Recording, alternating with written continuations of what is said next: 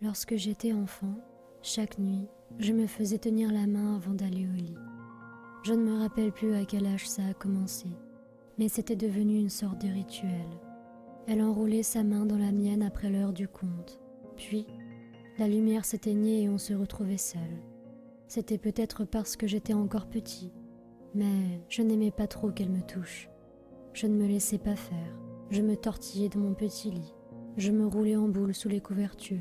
Ou bien, je suppliais mes parents de me laisser dormir avec eux. Ils ont toujours refusé, ne me laissant même pas garder la veilleuse allumée. Après quelque temps, ils avaient finalement accepté de brancher une petite lampe en forme d'étoile bleue. L'étoile diffusait une douce lueur, me rappelant les vagues qui caressaient l'horizon en été. Elle détestait la lumière. Pendant quelques jours, après la mise en place du luminaire, elle a arrêté d'essayer de me prendre la main. Une fois, je me suis endormie avant que mes parents ne puissent allumer l'étoile, alors ils ne se sont pas embêtés. Elle en a profité pour ramper hors de son antre et casser l'objet. Mes parents m'ont accusée, et je n'ai pas eu d'autre veilleuse, peu importe à quel point je l'ai suppliée. Après ça, chaque nuit, je faisais de mon mieux pour me faire tout petit et me mettre en sécurité.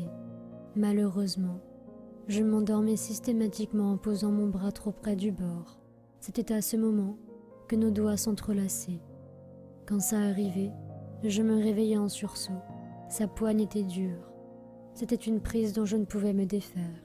Il y avait comme de la glace en elle, tranchante et tellement froide que ça brûlait. « Tu es mien », chuchotait-elle depuis le dessous de mon lit.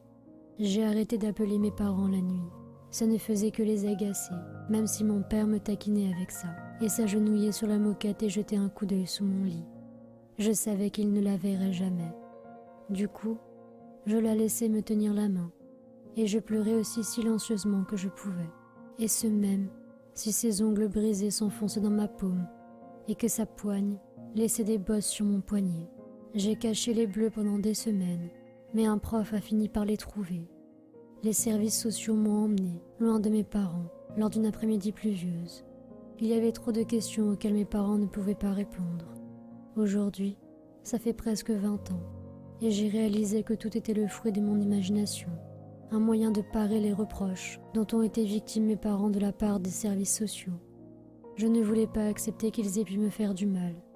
Ça m'a pris du temps, mais j'ai fini par suivre une thérapie. J'ai eu mon propre enfant il y a quelques années maintenant, le garçon le plus mignon du monde. Récemment, il a commencé à me demander de laisser la lumière allumée. Je suis sûre qu'il traverse juste une phase, mais la dernière fois, il m'a demandé de regarder sous son lit. Je n'ai rien vu. En revanche, j'ai cru entendre le doux fragment d'un chuchotement familier. « Tu es mien ».